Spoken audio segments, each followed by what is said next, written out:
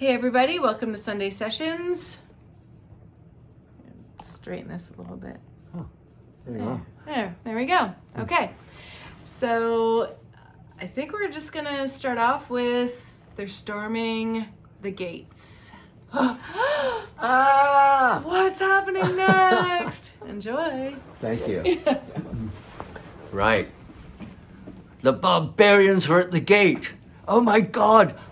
I had, a lovely morning as usual. I got up and, I had a little breakfast and I went down to my project room behind the bales of hay and I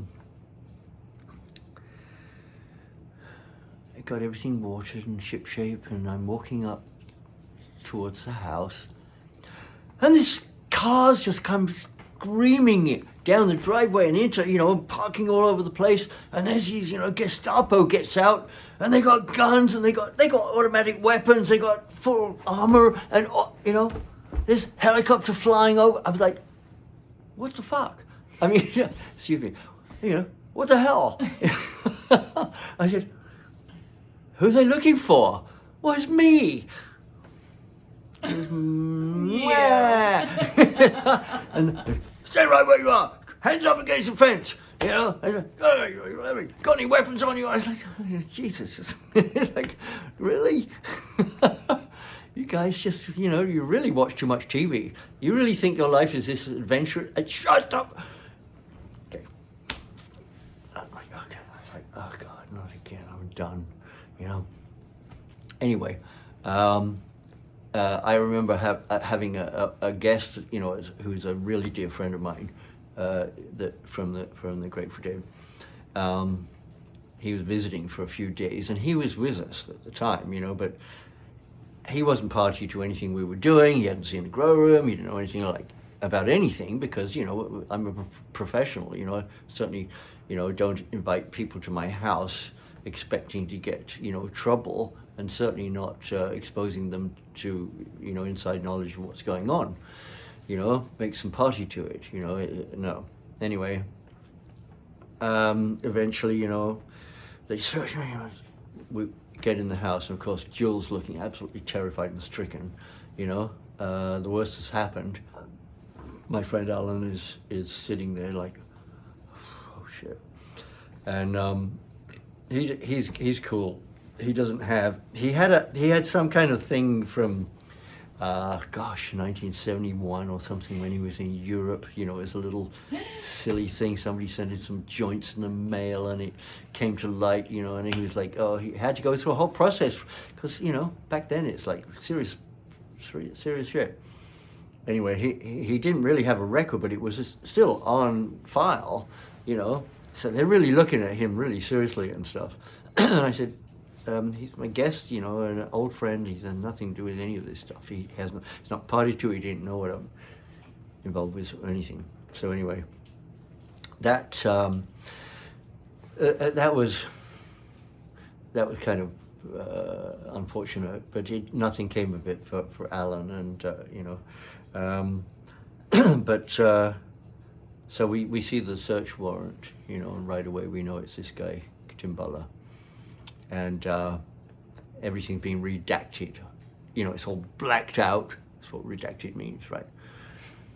Supposedly blacked out so nobody else can just see all that information that came along with, getting the warrant or whatever. Of course, we knew right away who it was. You could see by the bad redacting, you could see half the words, and it was like, oh yeah, right. So we know who the culprit is.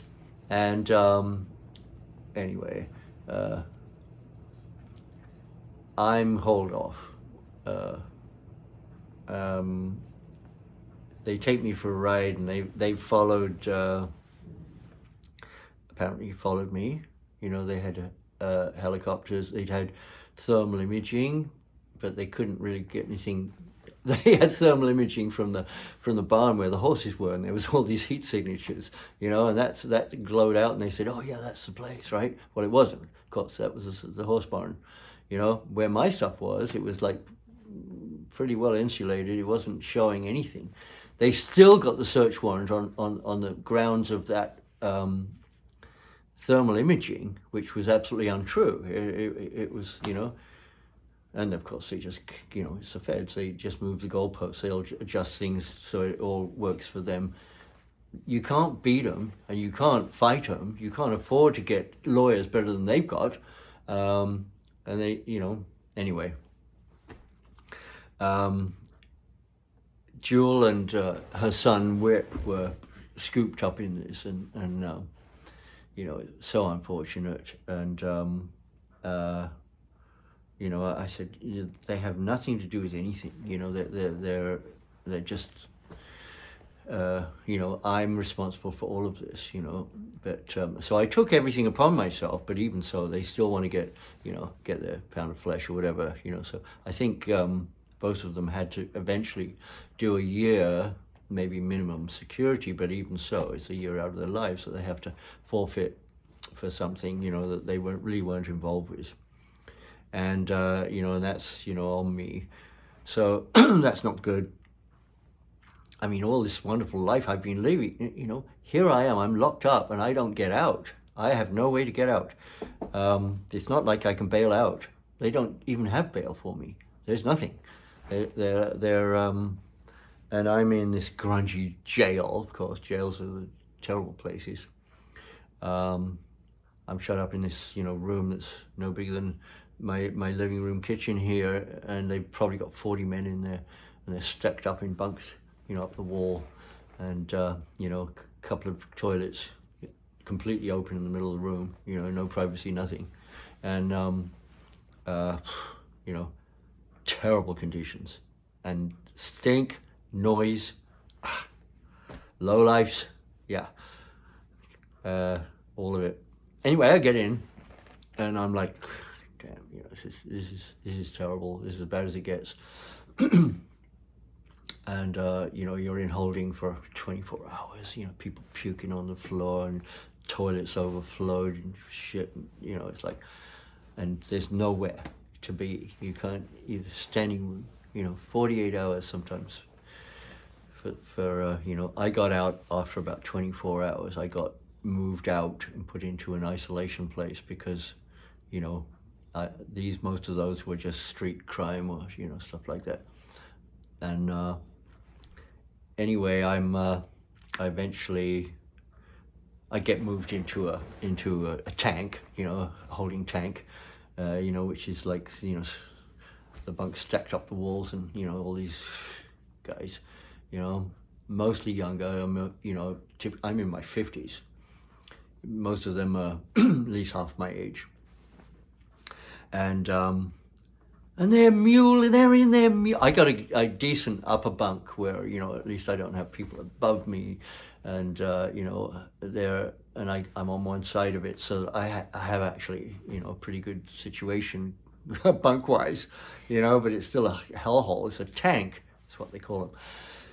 And there's these people mewling and, crying about they're like, I got to do 5 days. I'm looking at 10 counts of 10 to 40 years. Stacked up, that's 400 years. And the feds straight out said, if you fight us, we'll give you the max. You'll be doing 400 years. I said, I don't think anybody can do 400 years. I mean, 400 years, who lives that long? They said, gallows humor. Who's out there? Alex. Oh. Anyway, so anyway, oh gosh, the dogs are going to pick up okay. They're going to bark for a bit because Alex has showed up for Lace. Hello? We can't stop it because we can't re-splice it. Because Heidi's not very good at splicing. And nor am I. Anyway, so they're all mewling and crying about their 5 days or 2 weeks or whatever, and I just get off my bunk and I just said, shut the up, all of you, shut up. I'm looking at 400 years. So, I don't care what I have to do to get some peace and quiet in here, but just do not mule about your 5 fucking days. Well, everybody shut up, right up. And I get up in the morning and I take a section of the crowded room, and I said, this is where I'm going to do my workout. Nobody bother me, and I just start working out. And I work out 2 hours, and you know, have this routine, and after that, nobody even would look at me. It was like, oh my God, yeah, this guy's an animal. You know, I'm just a middle-aged, you know, skinny white guy. But I really, you know, knew how to work out. And, you know, I'm strong, really strong, and in great shape. So I didn't really get any back talk. And, you know, it worked for me pretty much through, you know, through all the time. And, but, so this is a big expose. I mean, nobody really, you know, advertises the fact that they've been inside, you know. But it was part of my life, part of you know, my life-rich experience. And Alex has left with her Dalmatian Lace, and Ruby's now whining because, you know, her friend has left. So anyway, jails are hellholes. They really are. But, you know, I'd established myself in there, and I didn't get any, you know, there were fights amongst other inmates, but pretty much they were just like, they're not knockdown, drag out, gouging fights. There were actually a couple of guys that were just like punching each, you know, they were like having, it was like having a couple of rounds of boxing, you know. They weren't very good at it, but they knew how to take hits. So it was like, you know, I just like, okay, that's pretty good, you know. You know, watch. I could have schooled him, but, you know, no. But eventually, of course, and I was in, you know, that jail, they were trying to sort me out. They were trying to get me to talk, and I was like, I have nothing to talk about. You know, I have nothing to say to anybody about anything or anything. So, you know, I'm not making any deals. I'm not going to give you anything. So just go away, you know, don't bother me. And it, you know, and that's what happened. They actually didn't press me. And eventually, you know, I got out of the jails and was sent to a prison. But the prison is a pre-trial part of the prison. And there's like 300-400 men in one giant room, which is, you know, there's around the perimeter of the floor is all cells, you know, and they got four guys to a cell. 4 guys to a cell. And then there's an upper tier of cells, which overlooks that whole open area in the middle, and that's an upper tier of cells. And the whole area in the middle is a social area, in the, you know, the dining room and, you know, breakfast, whatever. You know, that's all you got. There's a television room, if you know, if there's been good behavior or nobody's, you know, hasn't been a shutdown. But when I got into that place, it was 23-hour lockdown. In other words, you're in your cell for 23 hours. There'd just been a riot. And so I'm in this cell with this, like, you know, this giant black guy that's like twice my size. And, you know, he's just a kid. He's probably, you know, 24 or something like that. And he's scared stiff, you know. He's big, but he's scared, you know. And he's a kid, you know. Regardless of what he's done, you know, and how big he is, he's still, you know, he doesn't, you know, he's out of his depth. Well, we all are in there. But inside there, you know, it's like it's a level playing field. You know, nobody's above or, you know, anybody else, unless, of course, they're a mobster, you know, that, you know, is being taken care of inside and getting everybody, you know, that gets in the way, you know, taken out.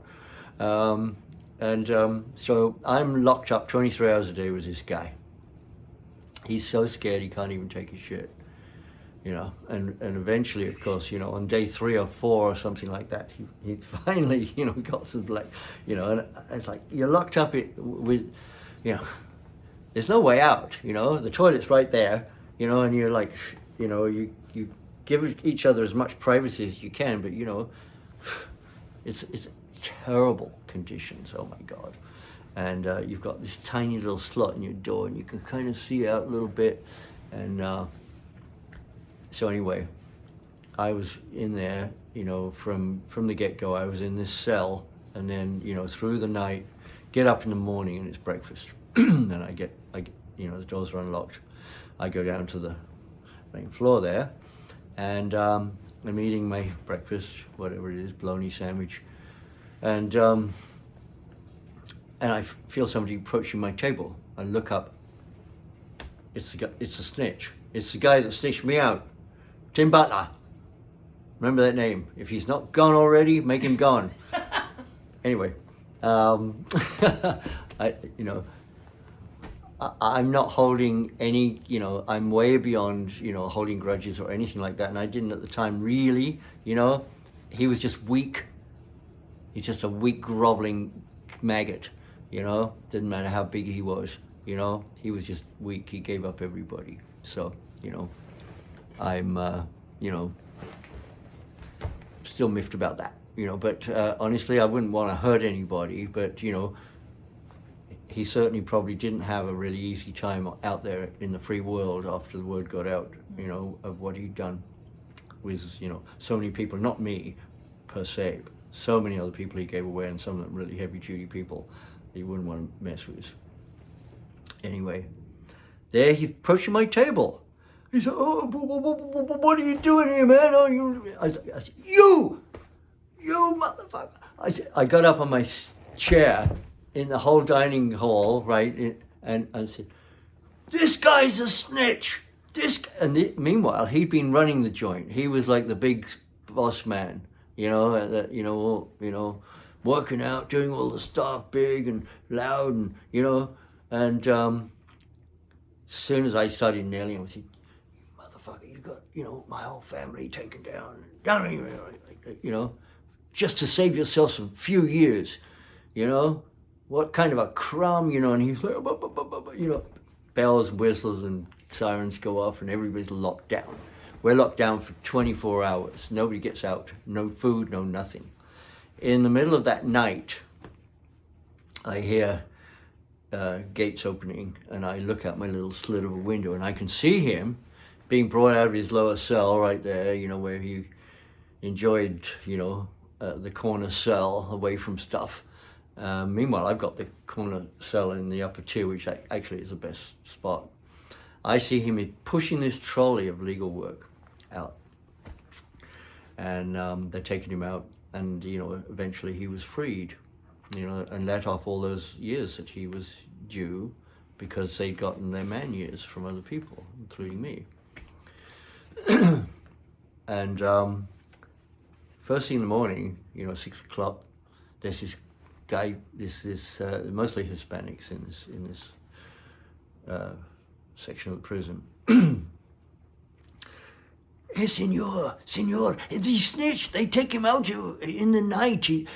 On the way, he dumped a bunch of legal paper in the bin, in the garbage. I get up this morning when they opened for me to do cleanup, and he said, I get the snitch's papers. I got them in my cell. I bring them to you." Excuse me. No way. And he, you know, sure enough, as soon as our doors open, he's there. He hands me off this pile of legal stuff, and I look through it, and there's 12 pages of written by him in his hand, of all of the people he gave up. When, dates, names, places, amounts, everything. It was all right there in his in his own hand. All these people he gave up. And I'm going, oh my God, this is golden. Now, when I wanted to have a legal representation in California, the best attorney down there was Chris Andrew, and I couldn't afford him. He was, you know, $60,000 retainer or something, you know, big time. He'd worked for some pretty heavy duty guys around the scene and our band, you know, the band. And he was really well respected, and he was quite a gentleman too. He was a real true professional. But I couldn't afford him at the time anyway. This sheaf of handwritten people that this guy had given up were mostly clients of this attorney, and he actually even named this attorney in some of his claims, casting aspersions that this guy, had taken some shady deals, which he hadn't. He was an absolute professional, a true blue professional, I should say. Most professionals, I wouldn't trust him. Anyway, so I know that I'm running a risk.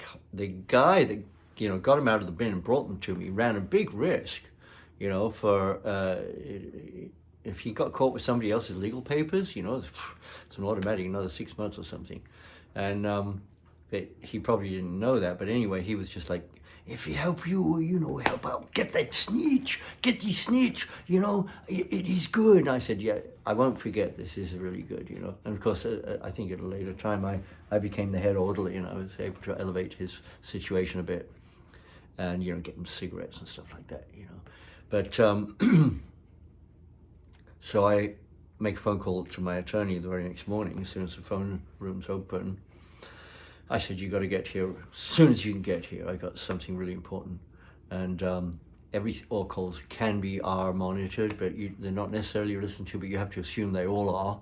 You can't talk about anything overtly, any information that they could use. You can't talk about money hidden or anything. It's like the world is shut off to you. Anyway, well, I'm not expected to be up there until next week. And I said, you got to get here right now. Anyway, she was there 4 hours later. It's a couple of hours drive, but she had to just cancel her day, and she came up. What's going on? She's in the office. I'm searched on the way down. The guard's taking me down to have my appointment with my attorney. I'm carrying this legal paper. I don't have any of my own legal paper yet. There's no stack of legal paper for me. I haven't seen anything yet. So I'm carrying this pile of legal paper, and the guard just like, what do you got there? And I said, legal paper. And he said, let me see. And I said, you're not allowed to see my legal paper. That's one thing that I have, fuck you. He checks it and he looks all through it, and gives it back.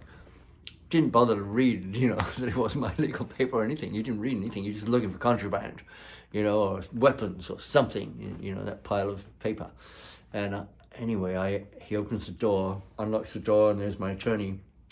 And and she's like, she sees a pile of legal work, and she like looks at me like puzzled. And so we, guard leaves, locks us in. And as soon as he's all gone, is it clear in here, you think? He said, yeah, they're not allowed to, they couldn't use anything that they could hear in a conversation between client and attorney, but we'll be circumspect anyway. I said, this is from, Tim Butler, the snitch, he dumped it in the bin, he was in here. They took him out overnight because I named him as a snitch. And so they, I said, look at this, and she reads it, and she goes, oh my God, this is dynamite. I said, well, you've got to get this to Chris Andrian, like today, all these people, including him, a quagmire of accusations from this snitch, and they're operating, they're working it. They're working it. So she does that.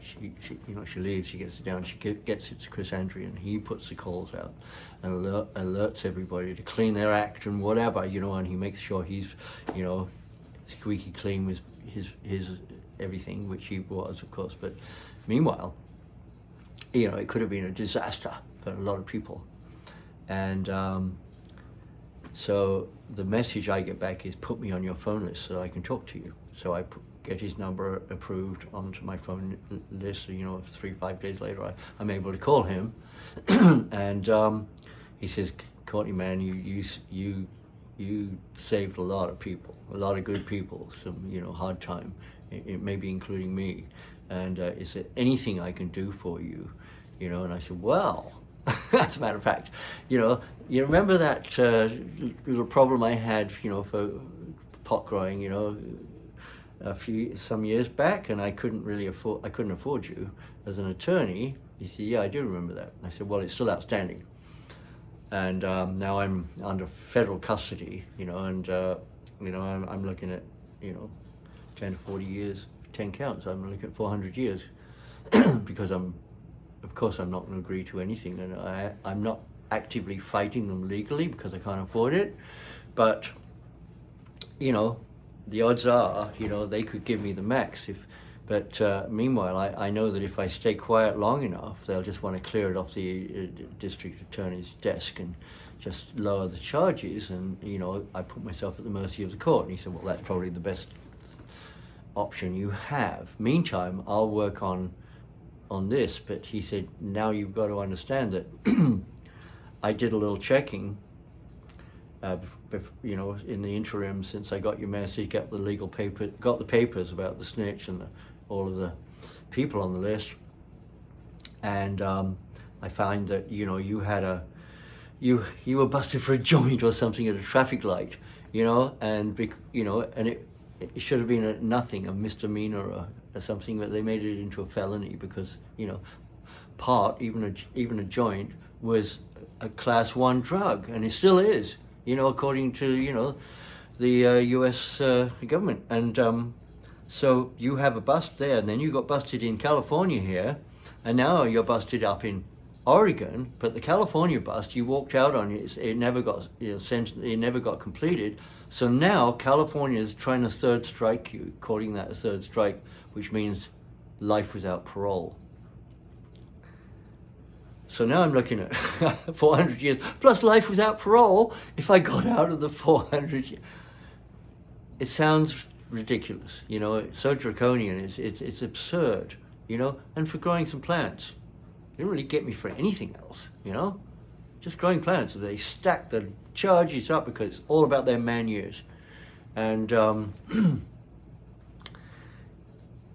anyway, that's what I'm facing. This is what I'm looking at. This has all happened in the first week or so in the first week of getting into the actual big prison out of the jails, and meanwhile, of course, they keep taking you down to the jails, leave you there as long as they can, because they're getting per diems, $100 or so a night per diem, stick you in some piss hole somewhere, and keep you there as long as they can before they have to, the marshals have to, transport you back up to the prison. Meanwhile, you've lost your bunk, you've lost your books, you've lost all the stuff that was in your possessions, you've lost your job, you've lost everything. You have to start over.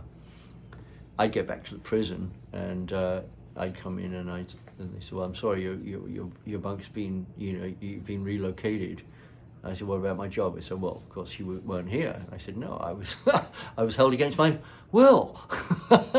Anyway, pretty soon they'd, get me my old corner room back, and my deal was I'll keep this place sparkling clean. I'll have a crew that will take care of everything, and you won't have to worry about anything. I'll smarten the place up. My deal is when this prison is full, I'm the last person in the house to get a cellie, and my room's only configured for 2 people. Meanwhile, it's my cell, and that's my deal. And so they honored that. They actually honored that because I kept the place, in really good shape. I kind of educated the men, about, this is your home while you're here. You don't shit on your own doorstep. You're shitting on my doorstep. You're shitting on everybody's doorstep. When you think you're getting back at the man, you're not.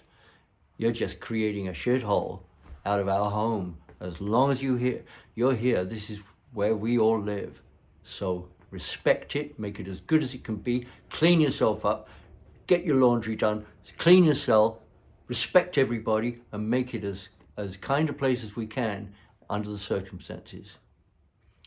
And, the men got it. It was a revelation, but they got it, and on that note, we're at 30 minutes. So thank you so much.